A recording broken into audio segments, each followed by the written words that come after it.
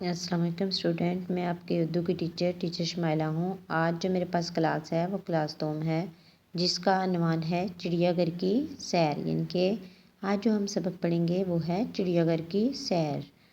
چڑیا گھر میں ہم کیا ہوتا ہے، چڑیا گھر میں جو ہے وہ مختلف قسم کے جانور ہوتے ہیں، ان کو ہم دیکھتے ہیں۔ چڑیا گھر کی سیر کرنے سے ہمیں کیا فائدہ ہوتا ہے؟ چڑیا گھر کی سیر کرنے سے ہمیں جو ہے ہر قسم کے جانور کا پتہ چل جاتا ہے، ان کی جو شکلیں ہوتی ہیں ان کی پہچان ہو جاتی ہے اور ان کے ناموں سے واقفیت حاصل ہوتی ہے۔ اس کے علاوہ اور بھی بہت ساری معلومات جو ہے وہ ہمیں ملتی ہے۔ تو اب ہم آتے ہیں ریڈنگ کی طرف۔ بہت دنوں سے میں اپنے ابا جان کو چڑیا گھر جانے کا کہہ رہی تھی، یعنی کہ بہت دن گزر چکے تھے تو میں اپنے ابا جان کو چڑیا گھر جانے کا کہہ رہی تھی۔ آخرکار اتوار کو ابا جان ہمیں چڑیا گھر لے جانے پر رضامند ہو گئے، یعنی کہ آخرکار ابا جان جو ہیں وہ ہمیں چڑیا گھر لے جانے پر رضامند ہو گئے، راضی ہو گئے۔ ہم سب گھر والے خوشی خوشی گھر سے نکلے، یعنی کہ بہت زیادہ خوش تھے کہ ہم سیر کے لیے جا رہے ہیں، اور بس میں سوار ہو گئے۔ مختلف راستوں سے ہوتے ہوئے، یعنی کہ ایک سے زیادہ راستہ، اب دور کی سیر کے لیے جا رہے ہیں تو مختلف راستے ہوں گے، مختلف راستوں سے ہوتے ہوئے ہم چڑیا گھر پہنچ گئے۔ ابا جان نے سب سے پہلے چڑیا گھر میں داخل ہونے کے لیے ٹکٹیں خریدی، یعنی کہ جب ہم چڑیا گھر جاتے ہیں تو سب سے پہلے ہم کیا خریدتے ہیں؟ ٹکٹیں خریدتے ہیں۔ اور ہماری گاڑی کیسے گئی تھی؟ مختلف راستوں سے ہوتے ہوئے ہماری گاڑی گئی تھی۔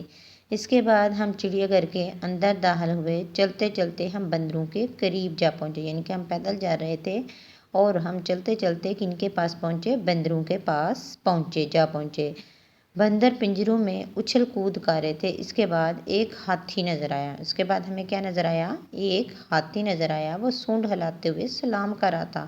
اب ہاتھی کیا ہے؟ وہ سونڈ کرتے ہوئے سلام کر رہا ہے اور چند بچے خوشی سے اس ہاتھی پر سوار ہو گئے۔ ہاتھی جو ہے وہ سلام کر رہا ہے اور چند بچے جو ہیں وہ خوشی کے ساتھ اس ہاتھی پر سوار ہو گئے۔ اس کے بعد پرندوں کا گھر شروع ہوا، یعنی کہ جہاں پہ پرندے رہتے ہیں وہ شروع ہوا۔ وہاں پر طوطے، چڑیاں، مرغابیاں، بطخیں اور بگلے موجود تھے۔ کون کون سے پرندے موجود تھے، جانور موجود تھے؟ وہاں پر طوطے، چڑیاں، مور، مرغابیاں، بطخیں اور بگلے موجود تھے۔ تمام پرندے جو تھے ان کے بہت خوبصورت لگ رہے تھے۔ جتنے بھی پرندے تھے وہ بہت ہی خوبصورت لگ رہے تھے۔ ہم ان پرندوں کو دیکھ کر بہت لطف اندوز ہوئے۔ اس کے بعد شیر کا بڑا پنجرہ آ گیا۔ شیر کو جنگل کا بادشاہ کہا جاتا ہے۔ کس جانور کو جنگل کا بادشاہ کہا جاتا ہے؟ شیر کو۔ کچھ شیر جو تھے وہ آرام کر رہے تھے، جبکہ کچھ داڑے مار رہے تھے، یعنی کہ وہ اپنی آوازیں نکال رہے تھے، شاید ان کو بھوک لگی تھی۔ اس کے بعد ہم نے زرافہ دیکھا۔ زرافہ بھی کیسا ہے؟ اس کی ٹانگیں اور گردن بہت لمبی تھی۔ زرافے کی ٹانگیں اور گردن لمبی ہوتی ہے۔ ہم اسے دیکھ کر بہت حیران ہو گئے۔ یہ تصویر میں آگے دکھایا گیا ہے، دیکھیں، ہم اسے دیکھ کر حیران رہ گئے۔ پھر ہم نے اونٹ اور زیبرا دیکھے۔ ہرن کی ٹانگیں پتلی پتلی، آنکھیں موٹی موٹی ہوتی ہیں۔ ہرن کی آنکھیں کیسی ہوتی ہیں؟ ہرن کی ٹانگیں پتلی پتلی اور آنکھیں موٹی موٹی ہوتی ہیں۔ وہ دوڑتے ہوئے بہت پیارے لگ رہے تھے۔ لگتا تھا کہ جیسے ان کا پکڑنا ہی بہت مشکل ہے، یعنی کہ وہ اتنی لمبی لمبی ان کی ٹانگیں اور بہت تیزی کے ساتھ بھاگتے تھے، تو ایسا لگتا تھا جیسے ان کو پکڑنا مشکل ہو جائے گا، کہ ہم ان کو پکڑ نہیں سکیں گے۔ ہم ان ہرنوں کو دیکھ کر بہت خوش ہوئے۔ اس کے بعد ہم نے آئس کریم کھائی اور جھولے لیے۔ میں نے ابا جان کا شکریہ ادا کرتے ہوئے، ابا جان آج ہمیں چڑیا گھر کی سیر کا بہت مزہ ہے، کیونکہ ابا جان ہمیں چڑیا گھر کی سیر کروانے گئے تھے، اس لیے میں نے کہا آج ہمیں بہت مزہ آیا۔ ہم نے نہ صرف چڑیا گھر کی سیر کی بلکہ ڈھیر ساری معلومات بھی حاصل کی تھی۔ معلومات کیسے حاصل کر لی؟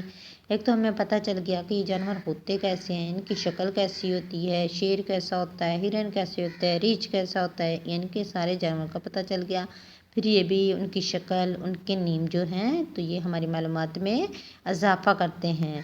آج کا جو آپ کا ہوم ورک ہے وہ آپ نے کیا کرنا ہے، اس سبق کے اندر سے جو مشکل الفاظ ہیں ان کی املا کرنی ہے۔ تو اپنے ان جو مشکل الفاظ ہیں ان کی املا اپنے نوٹ بک پہ آپ لوگوں نے رائٹ کرنی ہے۔ اپنا خیال رکھنا۔